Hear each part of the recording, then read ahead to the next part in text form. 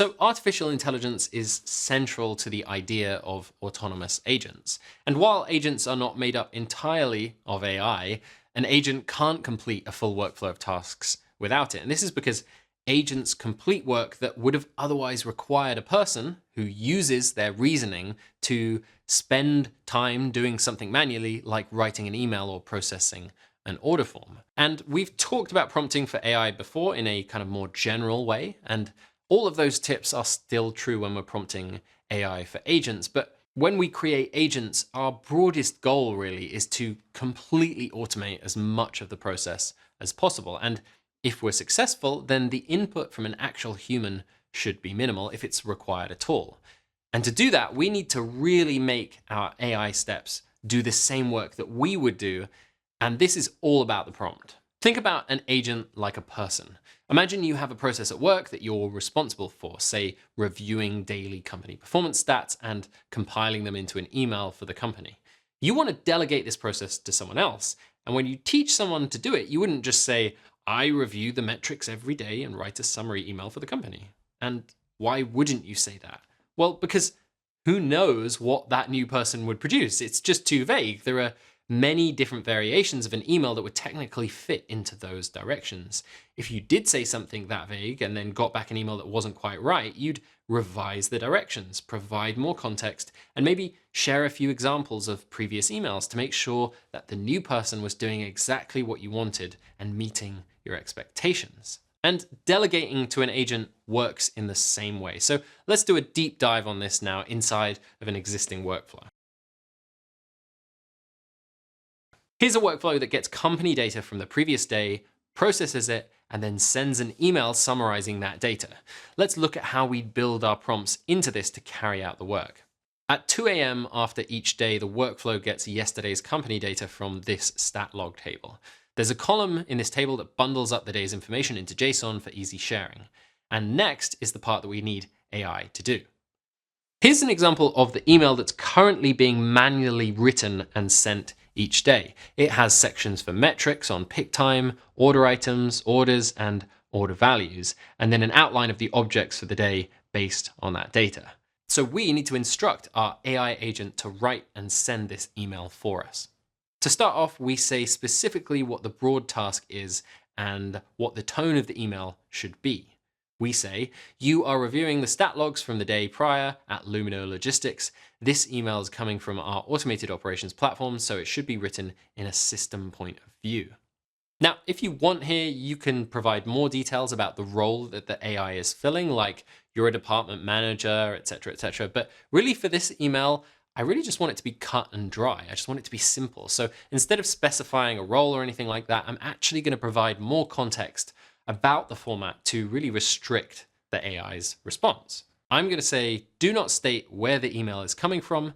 It should start with yesterday, date, performance metrics, and then go straight to the data breakdown. So next, I can get really specific about each metric that I want broken down in this email. I could say something like, summarize the JSON that you were provided, but a better prompt would be to really just give more context on what the agent is looking at. And this really increases the chance that it's going to understand how to interpret the information and then repackage it in the email. I'm going to say, you are provided a JSON object containing yesterday's value and the average value for 4 different attributes: pick time, order items, orders, and order value, and a little bit of information about each of those. Finally, I want the email to include a high-level review of the day and make suggestions about objectives for the next day. And this requires me to provide context about how the AI should come up with those suggestions. If I don't say what parameters it should consider, it could really pick anything. And in this case, I want it to compare how we did to how we should be doing, and then to make suggestions about how to fill the gap. I'll say, write a statistical review email to be sent to the executive team reviewing yesterday's stats. Clearly show each stat versus its average and clearly outline objectives for the new day. For the last step in the workflow, I'll tell the agent to take that drafted email and send it to me first as a test. Once I reviewed a few of the test emails and I'm happy with the results, I can change where this email is going and enable my workflow to run on its own automatically. Here's another example from this same agent. The workflow here is designed to find unassigned orders in our warehouse and then assign pickers to fill those orders. Currently, someone has to review the list of pickers in their workflows manually and then assign the task. Taking in all these data points and assigning a picker to a real person is a decision that currently a person has to make, but we can give the AI enough data and context to make this choice just as well as we do. We'll use a text to choice action here, and just like before, it's all in the prompt. I've already included all the data needed in the workflow steps before this one, but to be really clear, I'm going to remind the AI about the information it has. So now I'm going to get into the actual choice I want the AI to make for me. All it really needs to do is to find which picker has the lowest queue of orders. I'll say your task is to analyze the list and select the picker entry with the lowest order count value. And to be sure that it understands the task, it's always a good idea to provide an example of what the right response would look like.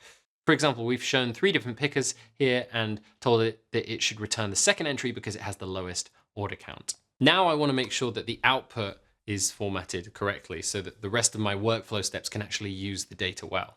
I'm going to say return the picker ID of the selected picker exactly as it appears in the input without any additional commentary or modification. And finally, it's helpful to try and anticipate any issues that might arise. This will come out obviously in the error handling stage of your build, but at this point you can think, what are the kinds of things that you usually have to make choices about when you do this yourself? For example, what if there are 2 pickers with the same lowest order count in their queue? So let's add clarity about what to do there for the AI. If multiple pickers have the same lowest order count, select the first one that appears in the list. So we're going to talk more about handling errors and edge cases like this in videos to come. But for now, know that you can always come back and change this prompt. Don't be afraid to add in more detail. Generally, the more specific you can be, the better, and the more autonomous your workflows can become. Evan Furness, the Glide expert who actually built this agent, creates lots of long prompts with very distinct sections, almost like an article with headers or an instruction document for a worker. And when you work with prompts that are this long, there's also something to consider, which is the primacy and recency bias. This is where the model can focus more on what you say in the beginning and in the end, and less on what you say in the middle. We'll hear a little bit more from Evan later on in the course, but here's what he had to say. AI has a higher weight in terms of its response for the beginning of a prompt and the end of a prompt. And then the middle ends up not being looked at as closely as those 2 areas in a prompt. So if you have important details, do not hide them in the middle of a prompt. Put them right at the end so that you can handle these more efficiently.